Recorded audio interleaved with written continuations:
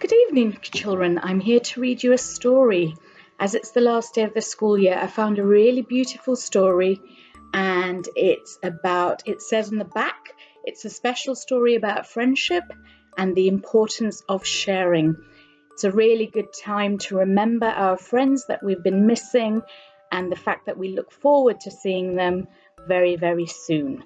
So the story is called The Wishing Star. Little Brown Mouse and Little Grey Mouse were the very best of friends. They did everything together. "I'm so glad you come with me on my adventures," said Little Brown Mouse. "It wouldn't be much fun by myself." "I'm so lucky to have you as a friend," said Little Grey Mouse. "I wouldn't dare climb so high without you."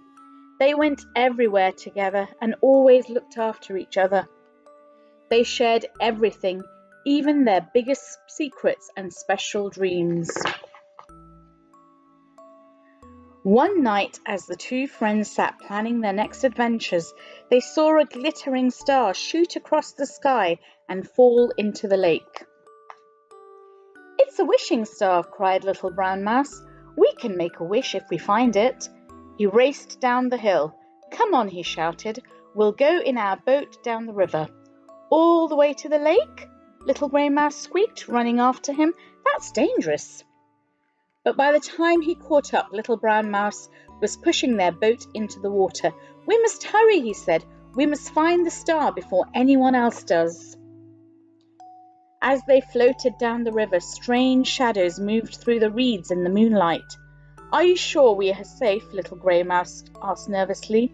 Little Brown Mouse didn't answer. He was paddling with all his might and thinking about what he would wish for when they found the star. "I shall wish to have an exciting adventure every day," he said, paddling harder than ever. "And I shall wish for a magic larder that is always full of nuts and berries," began Little Grey Mouse dreamily. "No, no," shouted Little Brown Mouse, leaping up. "We can only have one wish because there is only one star." "But we need food for the winter," cried Little Grey Mouse, stamping his foot. "I saw the star first," Little Brown Mouse replied crossly. "The wish belongs to me." And as the two mice argued, the boat rocked and twisted round and round until, all at once, it bumped into the reeds and stopped. The mice peered into the darkness. "Is this where the water monsters live?" whispered Little Grey Mouse, trembling. He grabbed onto Little Brown Mouse. There was something rustling in the reeds. "Eek!" he squeaked with a jump as two bright eyes stared out at them. "What are you two doing here?" cried Vole in surprise. Little Brown Mouse sighed with relief. "Please help us, Vole. We're on our way to find a wishing star that's fallen in the lake, but now we're stuck." "A wishing star?" Vole shivered with excitement. "I shall wish for a fresh bed of grass every day. Then I won't have to make my bed any more." "Did you say a wishing star in the lake?" croaked Frog, hopping out of the river. "I shall wish for as many flies as I can eat." And with a huge leap he was gone. "Quick, we must go," cried Vole, jumping into the water and giving the mice new puddles. "We can't let Frog get there before us." Vole pushed the leaf boat from the reeds, then scrambled aboard as the wind took hold of it and sent them speeding down the river. Twirling and swirling, the boat was swept this way and that between the rocks. Little Grey Mouse held on tightly and thought about his warm, cosy bed under the oak tree, when suddenly he heard a loud croak.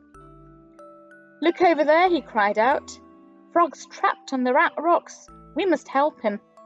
"I suppose so," muttered Little Brown Mouse, guiding the boat across to Frog, even though he was going to take our wish for himself. "Thank you," Frog spluttered as Little Grey Mouse pulled him to safety. They huddled together as the boat swirled on, until at last the water grew calmer and slower as they came nearer to the lake.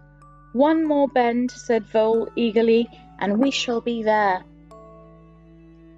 Gently they drifted onto the lake, and there before them were hundreds of shimmering wishing stars. "Look!" gasped Little Grey Mouse. "We can all have a wish, and you must go first," said Little Brown Mouse. Little Grey Mouse smiled and thought hard.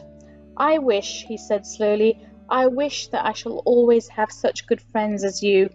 And they agreed that this was the best wish ever.